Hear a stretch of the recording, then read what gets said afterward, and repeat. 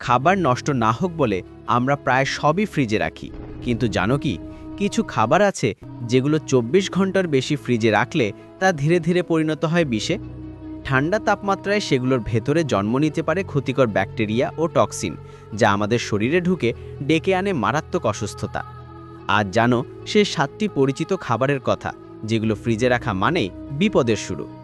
বিশেষজ্ঞরা বলছেন এসব খাবারে ব্যাকটেরিয়া ও ছত্রাক দ্রুত জন্ম নেয়, যা খাবারের স্বাদ ও গুণ নষ্ট করার পাশাপাশি পেটের মারাত্মক রোগ, এমনকি দীর্ঘমেয়াদী জটিলতাও ডেকে আনতে পারে।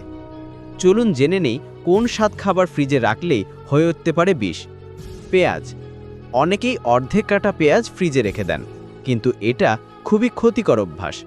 ফ্রিজের আর্দ্রতায় পেঁয়াজে দ্রুত ছত্রাক ও ব্যাকটেরিয়া জন্ম নেয়। কাটা পেঁয়াজ ফ্রিজে রাখলে সেটি অস্বাস্থ্যকর হয়ে ওঠে এবং খেলে পেটের অসুখ হতে পারে, তাই পেঁয়াজ সবসময় গোটা রাখাই ভালো। আদা। আদা ফ্রিজে রাখলে সহজেই ছত্রাক জন্মায়। রান্নায় ব্যবহার করলে বা কাঁচা খেলে এই ছত্রাক লিভার ও কিডনির জন্য ক্ষতিকর হতে পারে, তাই আদা ফ্রিজে না রেখে শুকনো ও বাতাস চলাচল করে এমন জায়গায় রাখা উত্তম। ভাত। অনেকের ধারণা ফ্রিজে রাখা ভাত খেলে কোলেস্টেরল ও শর্করার মাত্রা কমে যায়। আসলে এটি সম্পূর্ণ ভ্রান্ত ধারণা।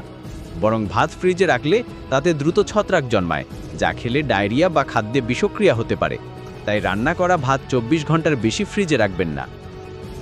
আলু। আলু কখনোই ফ্রিজে রাখা উচিত নয়। ঠান্ডা তাপমাত্রায় আলুর কার্বোহাইড্রেট ভেঙে যায় এবং স্বাদ নষ্ট হয়ে যায়। রান্নার পর আলুর স্বাভাবিক টেক্সচারও বদলে যায়। আলু সবসময় খোলা জায়গায় ঝুড়িতে রেখে দিন।